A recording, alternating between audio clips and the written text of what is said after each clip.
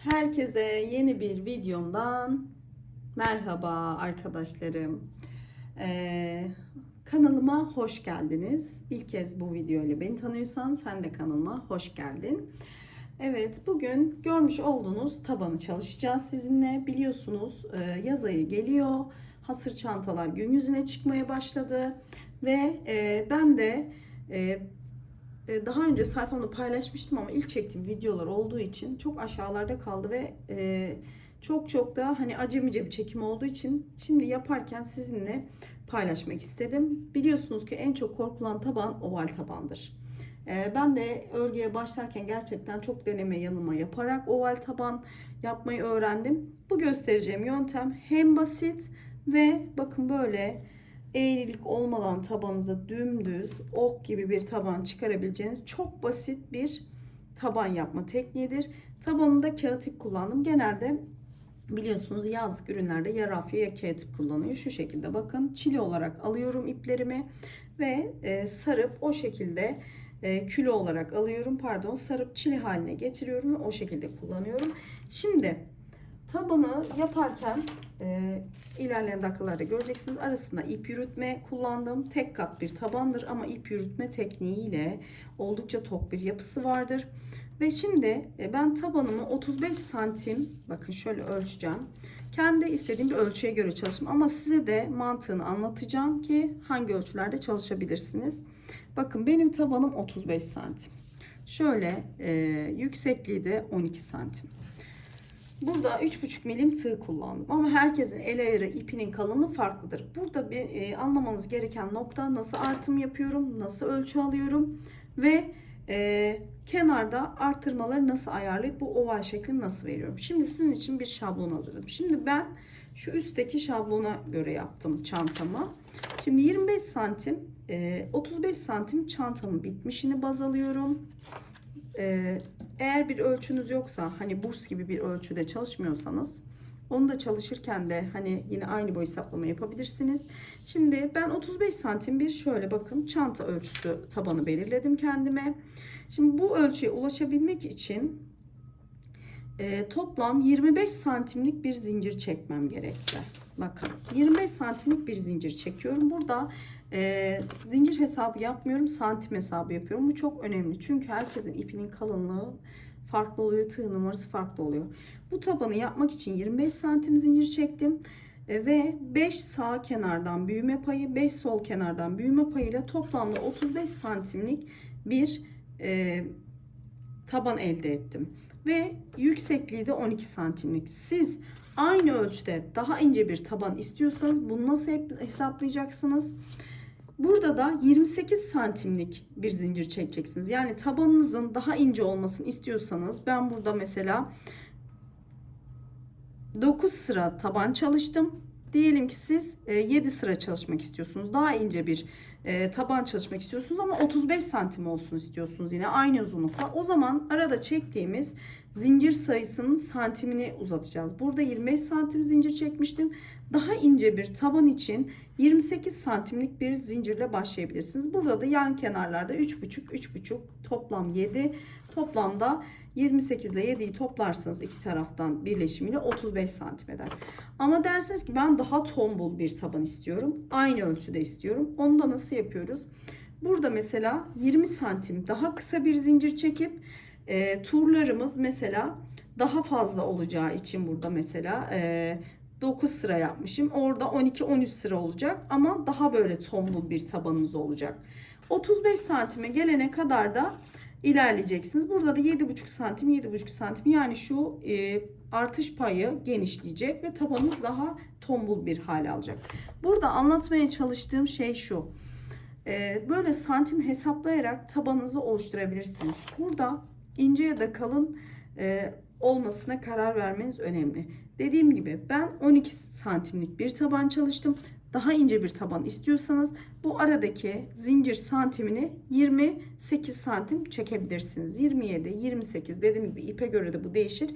Ve videonun ilerleyen kısımlarını göreceksiniz. Ölçerek detaylı yani takip ederek ilerliyoruz. Ve burada önemli bir püf noktası var. Onu da yine video içinde vereceğim. Burada en son bir sıra sık iğne, artırım yapmadan sık iğne giderek tabanımızı bitirdiğimiz için bu son sırayı da hesaba katarak bir santim ölçüsü yapıyoruz. Ona göre arttırımlarımızı devam ediyoruz. Dediğim şekilde istediğiniz santim uzunlukta taban hazırlayabilirsiniz. Orta kalınlıkta, yani dediğim gibi 7 santim şöyle düşünün. Daha ince bir taban istiyorsanız bu aradaki zincir santimini uzatacaksınız. Daha tombul bir taban istiyorsanız aradaki zincir santimini kısaltacaksınız. Şimdi söylediğim şekilde bir taban güzel olmazsa çantanız istediğiniz kadar güzel olsun. Tabanınız yamuksa çanta çöp olur arkadaşlar. Ve burada kullandığım kağıt ipleri genellikle bana çok soruluyor. Kesinlikle yumuşatma işlemi yapıyorum. Evet, örümü zor. Yeni başlıyorsanız yapabilirsiniz elinize alıştırmak adına. Ama birkaç denemeden sonra mutlaka yumuşatılmamış iple örmenizi tavsiye ederim. Hem uzun ömürlü oluyor, hem tokluk sağlıyor ve tok bir görüntüsü oluyor. Şimdi dediğim gibi 35 santimlik bir taban yapımına geçeceğiz. Bunu bütün çantalarınızda kullanabilirsiniz. Dikdörtgen taban yapımını da anlattım. Oradan da çantanızı uygulayabilirsiniz. Ama oval taban yapamıyorum diyorsanız bu video tam size göre. Oldukça basit bir şekilde oval tabanınızı yapıp çantanızı kendiniz örebilirsiniz. 34-35 santim civarı bir taban olsun istiyorum. Bunu da şu şekilde hesaplıyorum. Bakın şöyle 5 santim baştan, 5 santim sondan olacak şekilde, yani 10 santim sağ ve soldan artma payını vereceğim şekilde, yani 24-25 santimlik bir zincir çekeceğim. Burada 3,5 milim tığ kullanıyorum. İpim de orta kalınlıkta. Şimdi kendi istediğim, mesela ölçtüm, bir zincir çekeceğim. Şimdi zincirlerimi sayı hesabı değil santim hesabı yapıyorum. Çünkü herkesin tığ numarası, ipinin kalınlığı farklı olduğu için aynı santime ulaşmayabiliyor zincir sayısında. O yüzden santim hesabı ölçüyorum. Bakın. Şimdi yani 35 santim diyeyim. Ben 25 santim bir zincir çekeceğim. 25 santimlik bir zincir çekiyorum. Ve bu arada zincirinizi çekerken 1 santim fazla çekin. Çünkü şöyle 25 santim taban zincirle başlayacağım diyorum ama içine bir sıra sık iğne yaptığınız zaman o biraz daralıyor. O payı verin. Daralmasa da buradan sıkıntı yok, sökebilirsiniz. Ama ben her zaman şöyle 1 santime yakın fazladan zincir çekiyorum. Sık iğnelerimi yapıyorum ilk sıra, sonra bakıyorum, ölçüyorum. Zaten genelde tam geliyor verdiğim fazlalık pay. O şekilde taban kısmıma başlıyorum. Şimdi oval taban çalışacağız burada. Bakın şöyle bir ölçeyim. 23 santim. Şimdi 23 santim. Biraz daha zincir çekiyorum. Şimdi bakın zincirimizi çektik şöyle. Ve ölçtüm. Dediğim gibi şöyle 26 santim civarı bir zincirim var. Burada hani bu pek şey yapmıyor. Sadece biraz uzun çekin. Sonra sık iğne, bir sıra sık iğne yapınca şöyle dipte yine ölçeceğiz.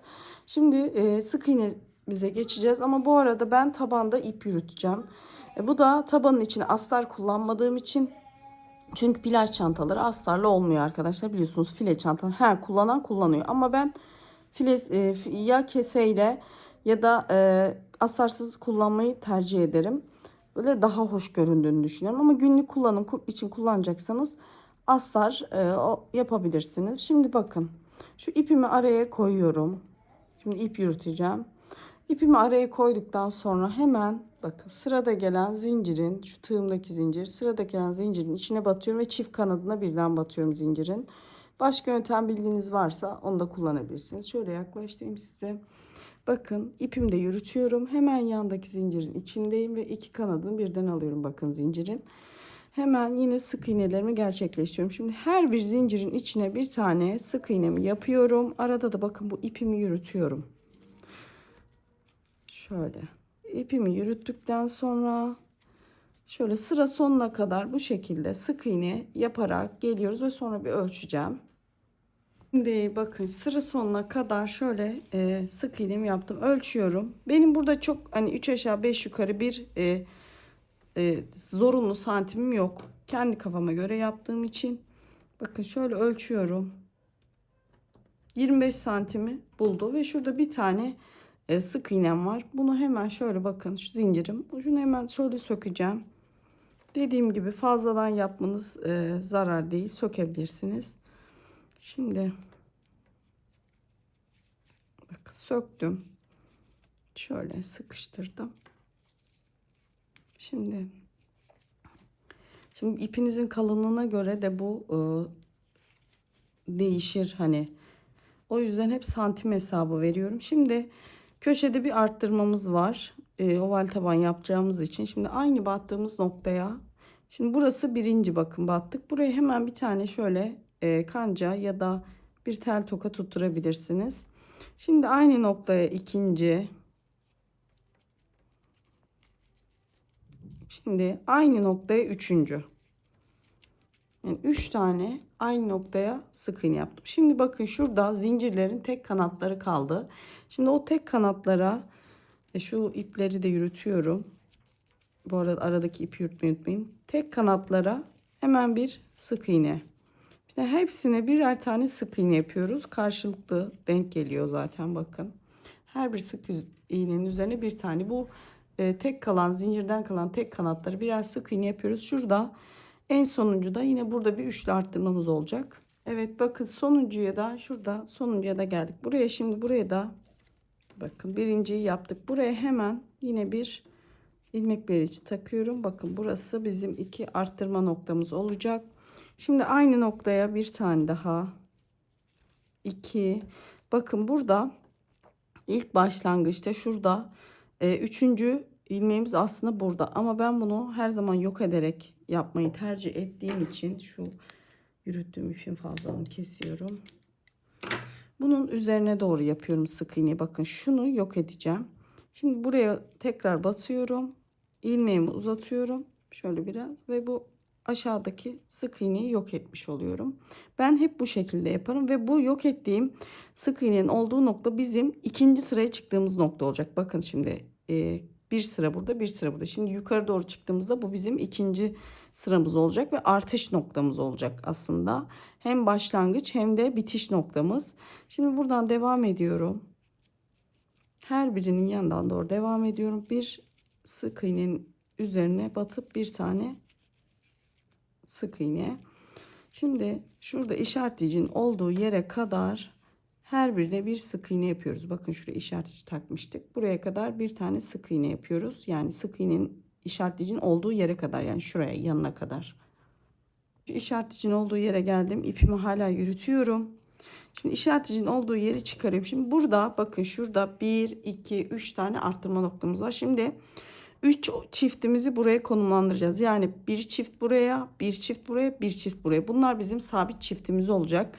Şimdi hemen işareticinin olduğu yere bakın batıyorum. İlk sık iğnemi yapıyorum. Buraya yine hemen işareticimi takıyorum. Hemen bakın şimdi aynı noktaya tekrar bir tane sık iğne. Biz buna çift diyoruz örgüde. Hani örgüye yeni başlayanlar varsa anlaşılmazlık olmasın diye. Şimdi tekrar bakın yanındakine geliyoruz. Hemen buraya da yine batıyorum. Çift, yani iki tane aynı noktaya sık iğne yapıyorum. 1, 2, bu ikinci çiftim. Ve hemen yanındakine geliyorum. Buraya da yine batıyorum. Buraya da iki tane aynı noktaya sık iğne, yani üçüncü çiftimi yapmış oldum. Sabit duran 3 tane çiftimiz olacak. Diğerleri tek olacak aradaki. Şimdi buradan devam ediyorum yine her birine birer tane. Ta ki burada işaretleyicinin olduğu yere kadar tek yapıyorum. İşaretleyicinin olduğu yerde tekrar bakın çift çift çift. Şu 3 noktaya arttırdığımız gibi, buradaki gibi 3 noktaya çift sık iğne yaparak 3 çiftimizi buraya konumlandırıyoruz. Şimdi burayı ne yapıyorsak karşı tarafta da aynı şekilde bu tarafı da aynısını yapacağımız için video uzamasın diye 2 kere göstermiyorum. Bu kısımda ne yapıyorsak burada aynısını yapıyoruz. O yüzden şimdi buraya kadar geliyoruz.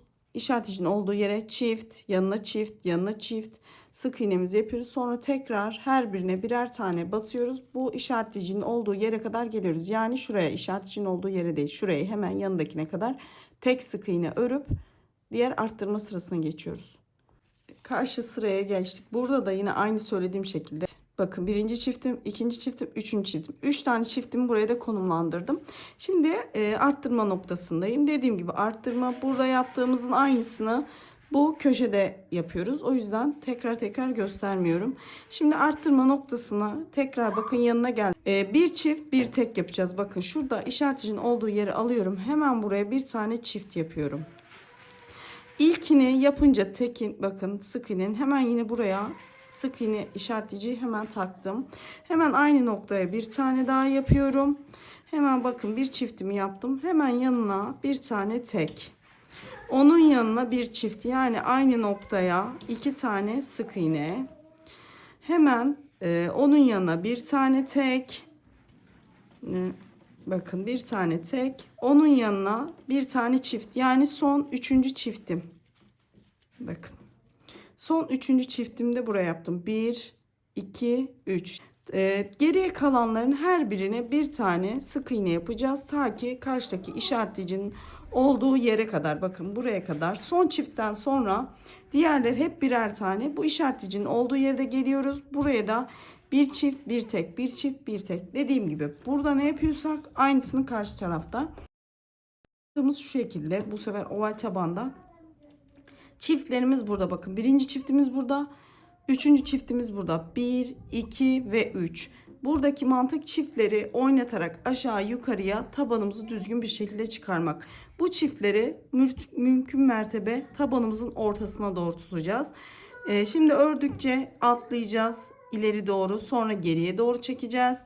Dediğim gibi dengeleyerek devam edeceğiz. Şimdi söylediğim şekilde tek sık iğnelerimi yapıyorum. Sonra buraya da yine aynı şekilde bir çift bir tek bir çift bir tek yapıp tekrar işaretleyicimin olduğu yere kadar tek sık iğnelerimi yapıp geliyorum.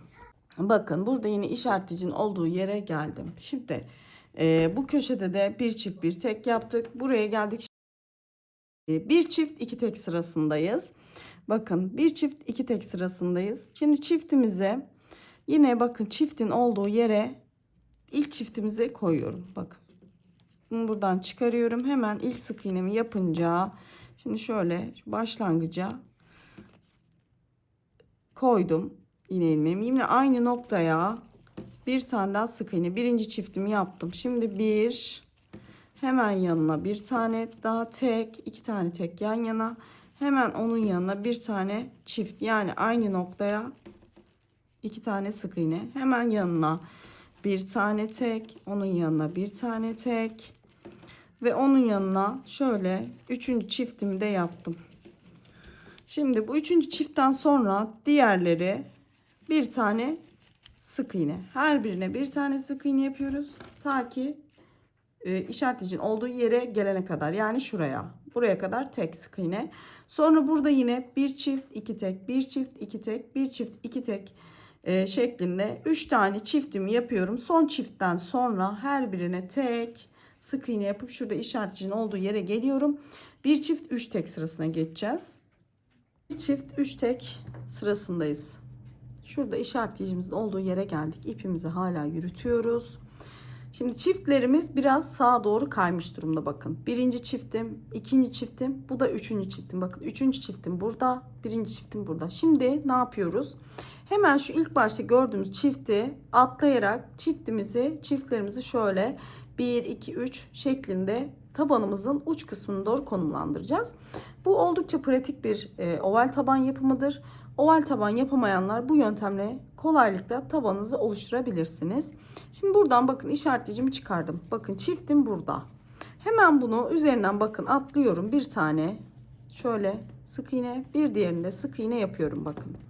Hemen bunu geçtim bakın. Çiftimi birer tek sık iğne ile geçtim. Hemen yanına bir tane çiftimi, yani ilk çiftimi buraya konumlandırıyorum. Bakın. Aynı nokta iki tane ve hemen şu ilkine bakın. İlkine şöyle işaretleyicimi takıyorum. Tekrar hemen yanında 3 tane tek yapacağım. 1 2 ve 3 tek. Hemen ikinci çiftimi yapıyorum. Yani aynı noktaya 2 tane sık iğne. Bakın. Bu ikinci çiftim. Hemen 3 tane tek yapıyorum. 1 2 ve 3. 3 tane tekten sonra ve üçüncü çiftimi yapıyorum.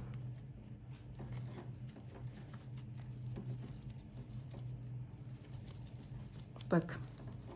Şu elini düzeltiyorum. Birinci çiftim burada. İkinci burada ve üçüncü burada. Bakın hafif yukarı doğru çıktı. Şimdi bir dahaki turda tekrar bir yukarı kaydıracağım ve tam ortalamış olacağım. Buradaki mantık 2 aşağı 2 yukarı. Bu 3 tane çifti şu tabanımızın ortasına tutmak. Şimdi buradan son çiftten sonra şu işareticinin olduğu yere kadar tek yapıyoruz. Sonra buradaki bakın çiftimizin tepesindeydi. Buradaki çifti de yine tekle atlayıp hemen yanına burada yaptığımız gibi hemen çiftin yanındaki sık iğnenin içine ilk çiftimizi yapıyoruz. Bir çift 3 tek, bir çift 3 tek. Bir çiftten sonra yine şurada işaretleyeceği kadar her birine tek yapıp bir çift 4 tek sırasına geçeceğiz. Bir çift 4 tek sırasındayız. Yine çiftimizi yukarı kaydırarak yapacağız bu sırada da. Bakın şurada çiftimin olduğu noktaya geldim. İşareticimi aldım. Buraya yine bir tane tek. Hemen yanındakinde bakın. Bir tane tek ile geçiyorum.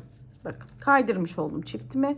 Hemen yanındaki sık iğnenin üzerine çiftimi yapıyorum. Şöyle başlangıcına da koydum. Yine aynı yere bir tane çift. İlk çiftimi bakın şurada aşağıda çifti geçerek hemen yanına konumlandırdım. Şimdi 4 tane tek yapıyorum. 1 2 3 ve 4. Bakın. Şimdi 4 tane tek yaptım. Hemen yanına bir çift yapıyorum. İkinci çiftim. Hemen yanına 4 tane tek, yan yana tekler. Yani her bir sık iğneye bir tane. 3. Bakın. Bu da 4. Hemen yanına 3. çiftimde konumlandırıyorum. Ve son çift. Şimdi bak şöyle elimle düzeltiyorum. Bakın birinci çiftim, ikinci çiftim, üçüncü çiftim. Bakın tamamen tabanınızın ortasına geldi. Yani korkmanıza gerek yok. Bir ilmek aşağı, bir ilmek yukarı ya da iki benim yaptığım gibi çifti atlayıp hemen üstüne.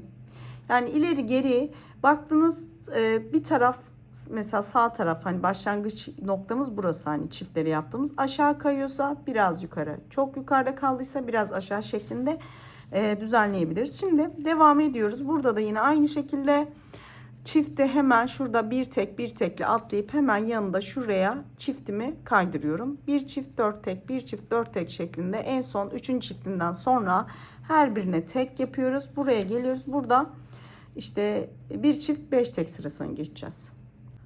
Yine arttırma sırasına geldik. Şimdi bir çift 5 tek sırasındayız. Kaydırma yapmıyoruz. Yine çiftimizin olduğu yere ilk çiftimizi koyacağız.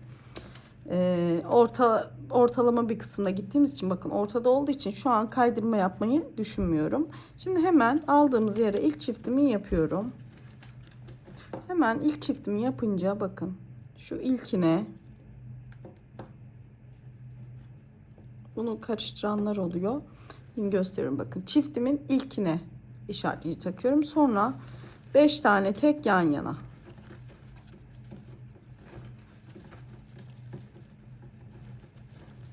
Dört bakın 1 2 3 4 ve 5 tane 1 2 3 4 5 tekimi yaptım. Hemen çiftimi tekrar buraya yapıyorum. Bakın şimdi tekrar 5 tane tek yan yana.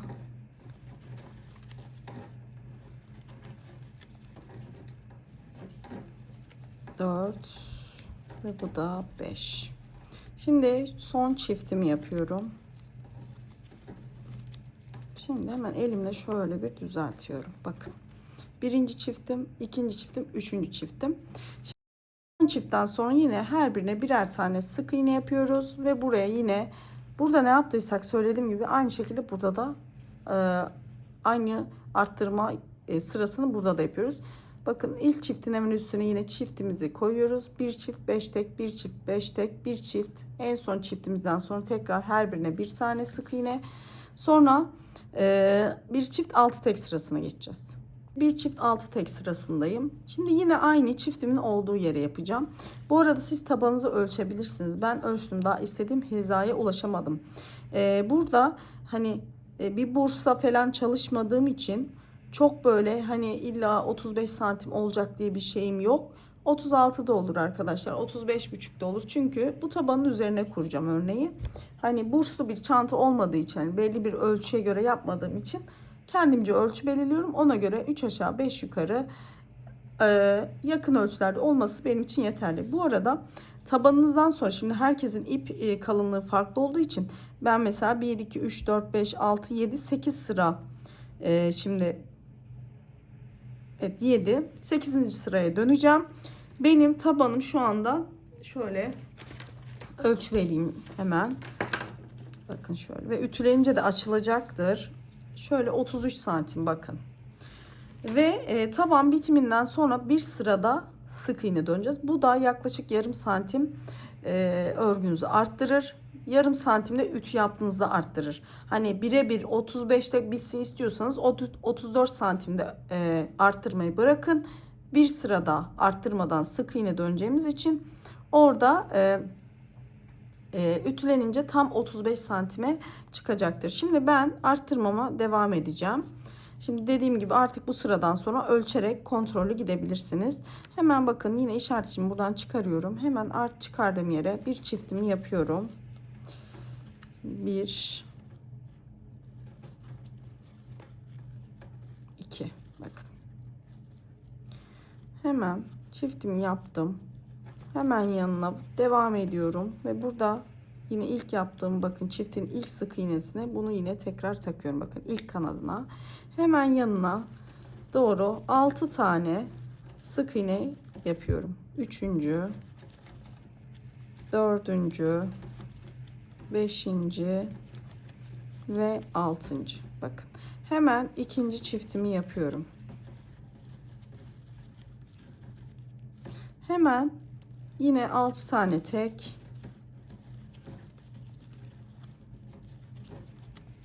3 4 5 bakın 6 tane tek, hemen bir tane de çift. Evet bakın. 3. çiftimde yaptım. Biri burada, biri burada, biri burada. Son çiftten sonra yine tekrar geliyorum. Burada da aynı şekilde aynı noktaya bir çift 6 tek, bir çift 6 tek. Sonra yine işaretimin olduğu yere kadar birer tane sık iğne ile bu hizaya kadar geliyoruz. Bir çift 6 tek sırasında burada arttırmamızı yaptık, döndük. Şimdi geldik, bakın burada da yine aynı şekilde arttırmamı yaptım. Şimdi artık arttırma yapmayacağım. Normalde pembe de arttırma yapıyorum biliyorsunuz. Hemen şöyle bakın, ölçümü vereyim. Şimdi bir sırada hiç arttırmadan sık iğne yapacağız. 34 santim bakın. Şimdi bir sırada hiç arttırma yapmadan sık iğne döneceğiz ve ütülediğimiz zaman biraz esneme payıyla 35 santim bulacağını düşünüyorum. Şurada neden durduk? En son sık iğneden sonra artık bakın tabanımız eşit sayıda sık iğne sayısına ulaştık. Bunu da nereden anlıyoruz? Şu ortada çizgimiz var, bakın başlangıç noktamız. Buranın hem yukarıya doğru hem aşağıya doğru aynı sık iğne sayısı olması lazım. Bakın 1, 2, 3, 4, 5, 6, 7, 8. Şimdi buradan aşağıda sayıyoruz. 1, 2, 3, 4, 5, 6, 7, 8. Şimdi bakın buradan da 1, 2, 3, 4, 5, 6, 7, 8. Yani bu köşelerden de saydığınız zaman 1, 2, 3, 4, 5, 6, 7 ve 8. 8 tane hem altta hem aşağıda, hem üstte pardon, hem aşağıda ve sağda solda 8'er sıra örmüş olduk. Burada biliyorsunuz başlangıçta, şimdi artık şu ilmekler için ihtiyacımız yok. Şimdi başlangıçta bir tane ilmek yok ederek üst sıraya çıkmıştık biliyorsunuz, arttırmadan sonra. Burası bizim sıra artış noktamız. Şimdi bu noktadan doğru sık iğne yapmaya devam ediyoruz. Bu noktayı nasıl buluyoruz? Hemen onu göstereceğim. Bu son sıra bizim sık iğne sıramız. Bu sıradan sonra tabanımız bitecek, örnek konumuna başlayacağız. Bakın şimdi. Burası bizim başlangıç noktamız. Buradan doğru sayarsak 1, 2, 3, 4, 5, 6, 7, 8 bakın. Ama buradan doğru sayarsak 1, 2, 3, 4, 5, 6, 7, 8 ve artık yapınca burası bakın şöyle diyeyim. 1, 2, 3, 4, 5, 6, 7, 8 ve 9. Şuradan sayarsak 8, hemen bir yanı yani şu sıradan sayarsak 9 yapıyor. Yani buradan ilerisi tabanınıza artış yapar. Burası o yüzden bizim bitirme noktamız olacak tabanımızı. Hiç arttırma yapmadan her sık iğnenin üzerine bir tane sık iğne yapıp tabanımı bitireceğim. Şimdi burada da önemli bir püf noktası var. Şöyle söyleyeyim. Sizin taban sayınız ipinizin kalınlığından dolayı belki daha önceden aynı santime ulaşmış olabilir. Burada şöyle bir düzenleme yapacağız. Eğer son sırada ölçü mutlaka yaklaştıkça son sırada çiftleriniz tabana ortalamadı. Mesela benim birinci burada, ikinci burada, üçüncü burada, tam ortada. Eğer sizinki aşağıda mesela ya da bu tarafta duruyorsa hiç sıkıntı etmeyin. Tamamen tabanınıza, ortalara, son sıranızı, son arttırmanızı bu şekilde yapın. Bunu da nasıl yapacağız? Şimdi 1, 2, 3 tane arttırmamız var sabit. Hemen ikinciyi yani ortada olanı tabanınızın orta noktasından bakın yukarıya doğru bu ikinciyi buraya konumlandırın. Aklınızda tutun. İkinci burada olacak deyin. İkinci çiftim. Hemen buradan mesela şimdi en son 6 tek yapmıştık. Hemen 6 tane geri sayın. 1, 2, 3, 4, 5, 6. Hemen 6'dan geri saydık. 6'yı saydık. Sonra hemen 6'nın yanına bir geriye ilk çiftinizi buraya koyun. Zaten ikinci buraya, üçüncü buraya. Tabanınızı ortalamış olacaksınız. Ve söylediğim gibi bir sırada şimdi şu noktaya kadar, bakın şu noktaya kadar sık iğnelerimi yapıyorum. Bakın sık iğnemi yapıp birleştireceğim. Yani ipimi keseceğim. Dediğim gibi tam şu noktadayız. Ve burada ipimizi kesiyoruz bakın. Ben tabanı devam ederek örmeyeceğim. O yüzden ipimi kesiyorum. Şöyle. Hemen şu önde bakın. Şurada yürüttüğüm ipi de kesiyorum bu arada. Şu önde sık iğnenin şu hemen arkasından doğru tığımı geçiriyorum. İpimi alıyorum. Geriye çekiyorum ve şu ipin çıkmış olduğu nokta bakın şurası. Buradan tığımla yine geriden doğru şöyle ipi alıp buradan geriye doğru içeri çekiyorum. Tabanımız bitti.